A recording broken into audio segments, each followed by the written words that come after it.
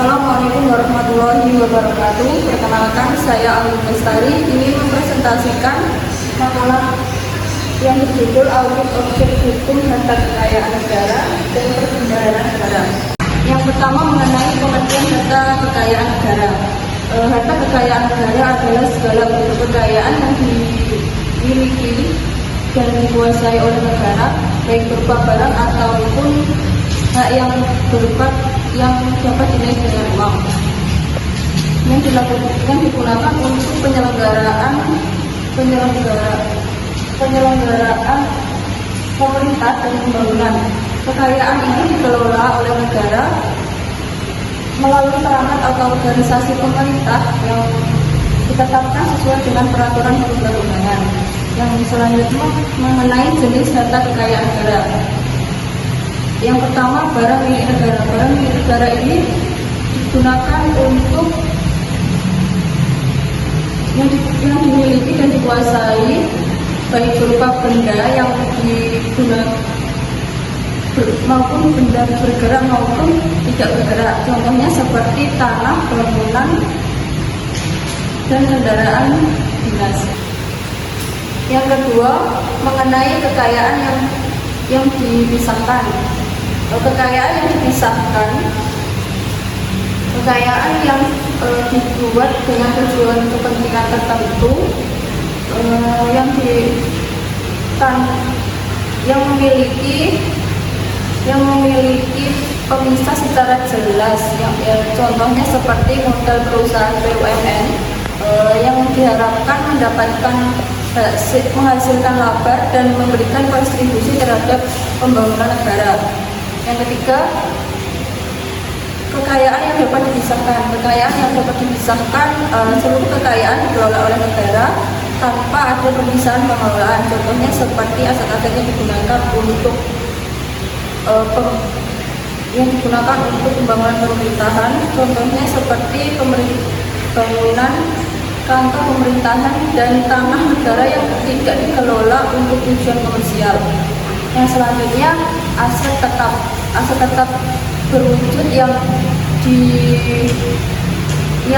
mempunyai masa manfaat lebih dari 12 bulan dan digunakan dalam kegiatan pemerintahan atau dimanfaatkan oleh masyarakat umum. Contohnya seperti tanah, peralatan dan mesin, gedung dan bangunan, jalan, irigasi dan jaringan. Yang terakhir, aset lancar. Aset lancar ini aset yang diharapkan dapat direalisasikan menjadi kas atau digunakan untuk kegiatan operasional pemerintah. Contohnya seperti kas, piutang jangka pendek dan investasi jangka pendek. Yang selanjutnya mengenai tujuan harta kekayaan negara. Yang pertama, peningkatan kesejahteraan sosial ini mendukung program-program sosial yang dapat meningkatkan kualitas hidup rakyat seperti pendidikan dan kesehatan. Yang selanjutnya, pembangunan ekonomi. Pembangunan ekonomi ini digunakan untuk mendanai pembangunan infrastruktur dan berbagai program sosial yang dapat meningkatkan kesejahteraan masyarakat. Yang selanjutnya, peningkatan pendapatan negara.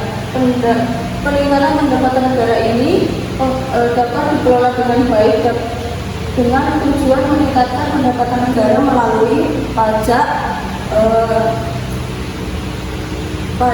dividen yang dari perusahaan milik negara.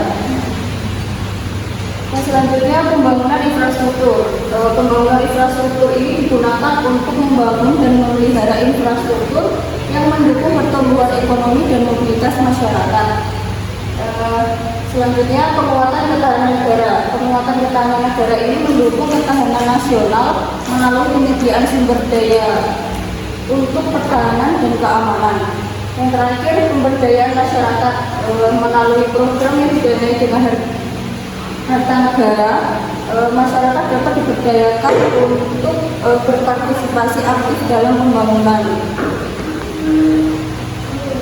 Selanjutnya, proses audit harta kekayaan dan perbendaharaan. Yang pertama, proses audit harta kekayaan. Audit Proses audit data kekayaan yang pertama, perencanaan auditor menetapkan tujuan dan ruang lingkup audit seperti mengidentifikasi jenis harta kekayaan yang akan diaudit seperti tanah, bangunan, dan aset bergerak. Yang selanjutnya pengumpulan data, kita harus mengumpulkan dokumen yang relevan